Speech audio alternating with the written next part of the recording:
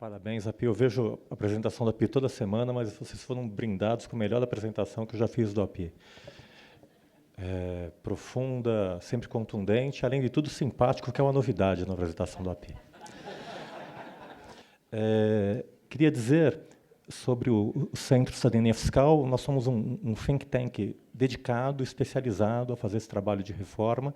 A gente está trabalhando desde 2014, então os diretores são o Bernardo Apica, esse cara incrível que vocês viram, tem uma incrível participação, teve uma incrível participação do governo, foi quem propôs a última PEC 233.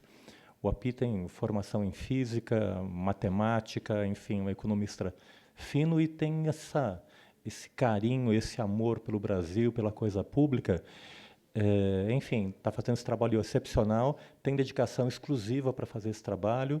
Esse trabalho é resultado de mais de 2.000 horas nossas, trabalhando, discutindo no CECIF. A gente tem uma sede própria, simplesinha, a gente é pobre, mas é limpinho, lá na Itapeva, ali com a Rua Rocha. E, enfim, somos financiados por empresas que defendem essa proposta também, como vocês viram, sem incentivos fiscais, são empresas que querem ambiente de negócios, qualidade da tributação para fazer o Brasil se desenvolver. Então, o que a gente está percebendo e está sendo confirmado aqui hoje, está sendo feito um grande consórcio da sociedade, empresas, sociedade, agentes fiscais, academia, todo mundo junto para fazer essa reforma. Além do API, nós temos o Nelson Machado, que foi ministro da Previdência e do Planejamento, que está aqui também, mas saiu um pouquinho mais cedo por causa de uma consulta, teve um conflito de horário, então o Nelson não pôde estar aqui. E o nosso amigo, né, Tostes, Isaías Coelho, o grande guru Isaías Coelho, que não está aqui porque, enquanto não fazem a reforma do Brasil, ele foi convidado para fazer a reforma tributária na Mongólia. Então, ele está trabalhando ali na Mongólia, não é verde?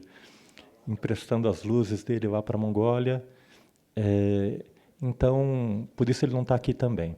A minha apresentação é bastante simples, eu vou retomar um tema que eu venho trabalhando junto com o Sindifisco, que é essa ideia da ressignificação do papel do auditor fiscal. Eu acho que vocês foram massacrados por muito tempo e são torturados com o ICMS, essa pressão por arrecadar. E, na verdade, acho que o grande desafio é vocês mudarem essa perspectiva e estão fazendo isso. Esse evento é extraordinário. Acho que o grande desafio, como o Rodrigo tem falado com muita habilidade, é reformar o maior instrumento de trabalho de vocês, que é a lei do ICMS.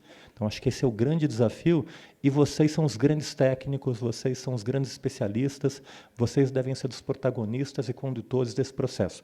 Por isso, eu estou com o meu brochinho aqui, e já me apresento como seguidor do movimento IVA, acho um movimento sensacional, o Lobato, mais uma vez, está de parabéns.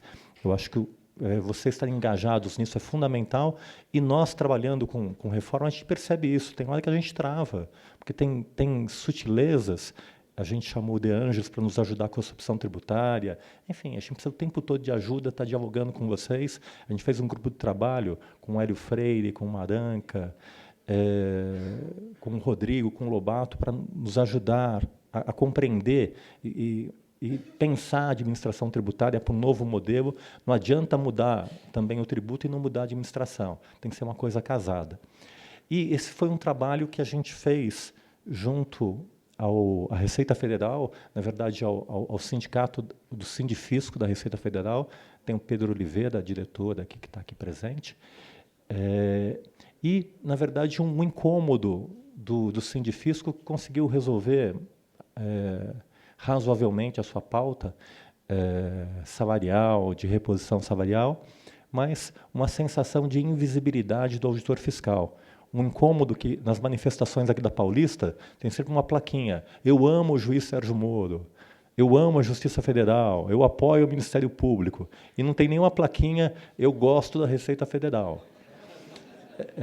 Então, tem essa sensação de, sabe, a gente podia ter essa visibilidade e essa homenagem que tem o japonês da Federal, apesar da tornozeleira, não é? Então, eu acho que a categoria se deu conta disso, a gente fez um trabalho interessante e percebeu que, na verdade, o problema da categoria é que é uma espécie de departamento secreto, que tudo é segredo, tudo é sigiloso, e isso torna a importante função do auditor fiscal, a importante função dos auditores na Lava Jato é questão de segurança nacional, é tudo escondido, ninguém vê o trabalho deles. Enfim, isso cria invisibilidade institucional. Então, eu acho que esse foi um trabalho que a gente começou para repensar a Receita e valorizar a atividade da autoridade tributária. Eu acho que o movimento Viva está justamente refletindo isso. Eu acho que vocês devem ser os protagonistas, não é o governador, não é o secretário, mas são vocês de dizer que ambiente de trabalho vocês querem, que lei do ICMS vocês querem, que administração tributária vocês querem, que Cefaz que vocês querem. Então, estou vendo o movimento IVA muito nesse sentido. E aqui, 3 sugestões bem curtas, cada uma tem um slide, minha fala é curta, que a gente trabalhou junto e discutindo, fizemos juntos com os auditores fiscais da Receita Federal, numa sequência de seminários. Vamos ter no dia 26 de junho, acho que o Pedro Oliveira podia até organizar uma participação da Fresp, trazer o pessoal do Estado também para esse debate, que eu acho que é relevante. E, enfim, a primeira diretiva, a conclusão, é que a transparência outorga visibilidade, relevância e valorização da função de Estado em exercer privativamente a constituição do crédito tributário. O fim do culto do sigilo ao sigilo é benéfico, porque o segredo torna invisível e desimportante a ação do agente fiscal, mantendo sua performance oculta, impedindo o reconhecimento do seu trabalho. Impede, assim, que exista o reconhecimento de seu desempenho exemplar, bem como exclui sua derradeira voz na interpretação das normas tributárias.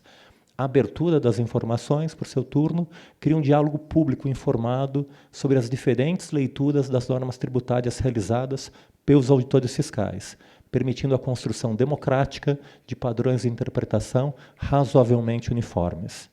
O segredo fiscal alimenta a lógica da complexidade e da insegurança jurídica.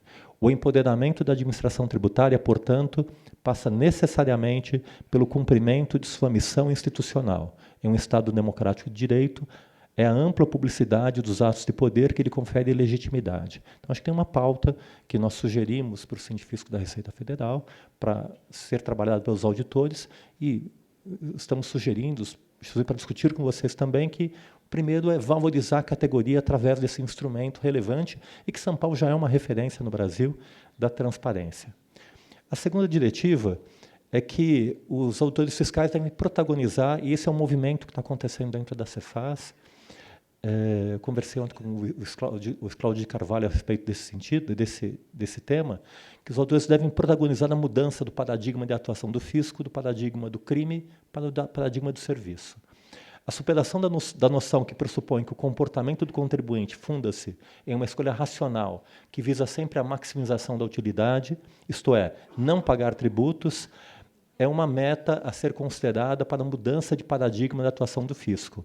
Esse raciocínio de que o contribuinte é um criminoso em potencial reflete a falsa ideia de que, para aumentar a arrecadação, o fisco deve se utilizar quase que exclusivamente de mecanismos de detecção e punição, auditorias e multas. E é mais ou menos essa lógica. Para aumentar a arrecadação, tem que aumentar a pressão da fiscalização, em vez de aumentar a alíquota na legislação, que é o caminho institucional para esse tipo de situação.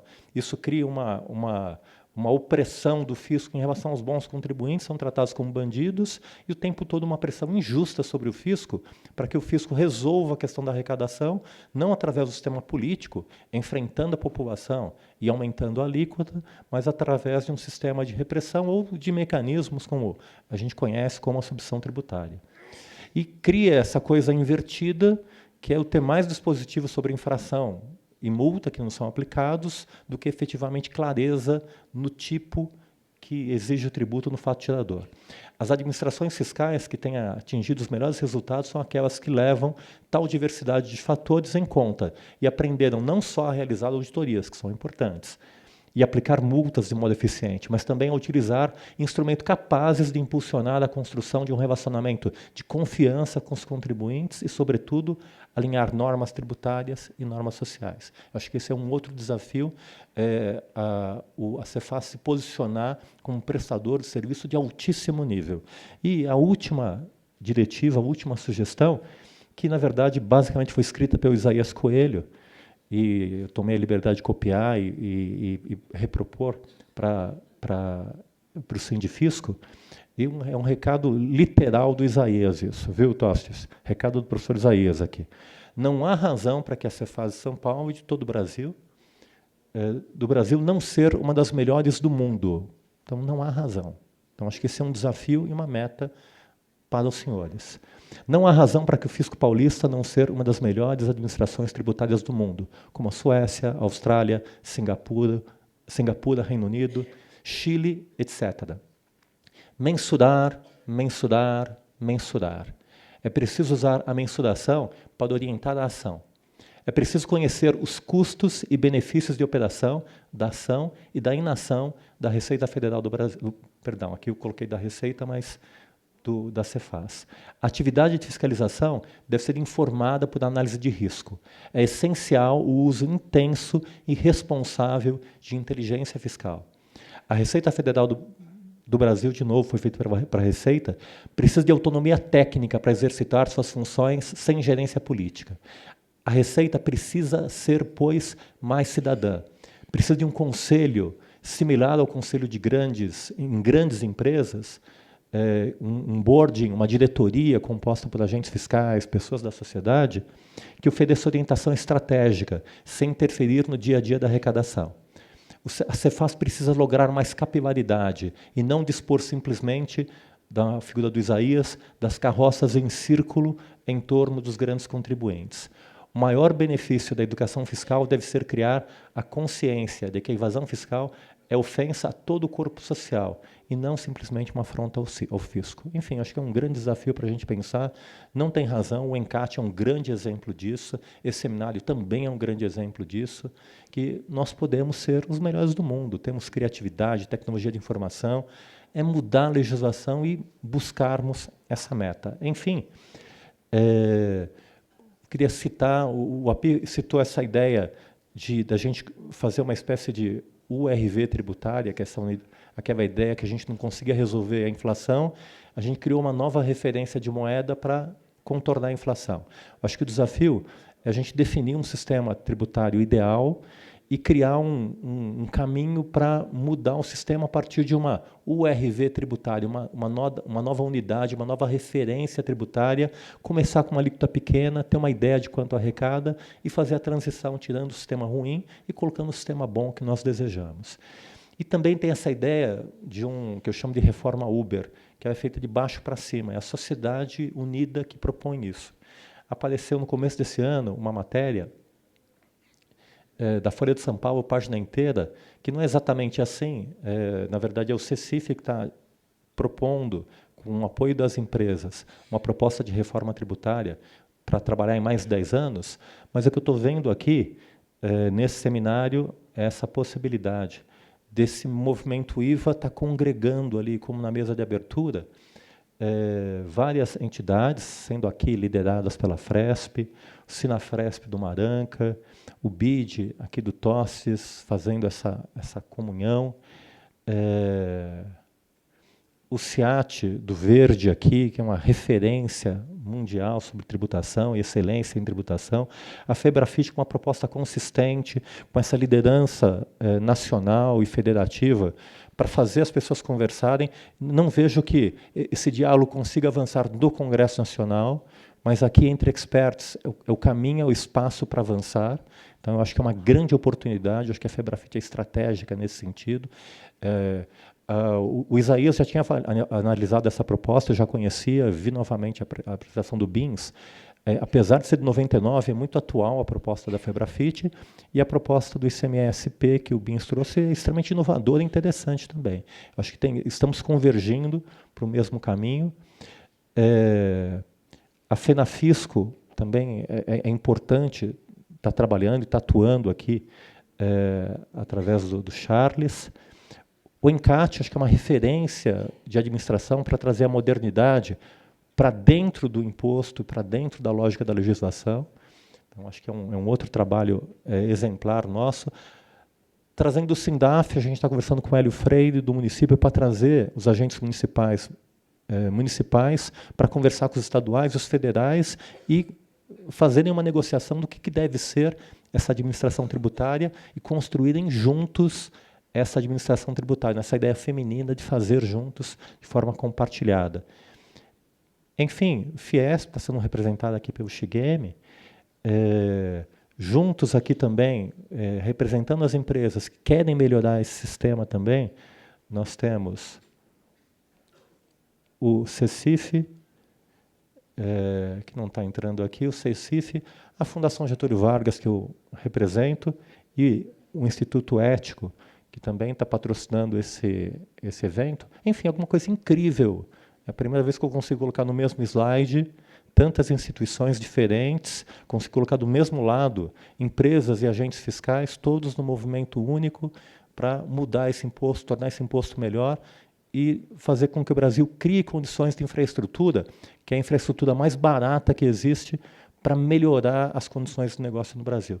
Então, está de parabéns, Rodrigo, está de parabéns, Lobato, Roberto, todos os senhores. Acho que esse é o caminho, e vocês têm a voz e o protagonismo e toda a capacidade técnica de propor e levar adiante essa reforma. Muito obrigado.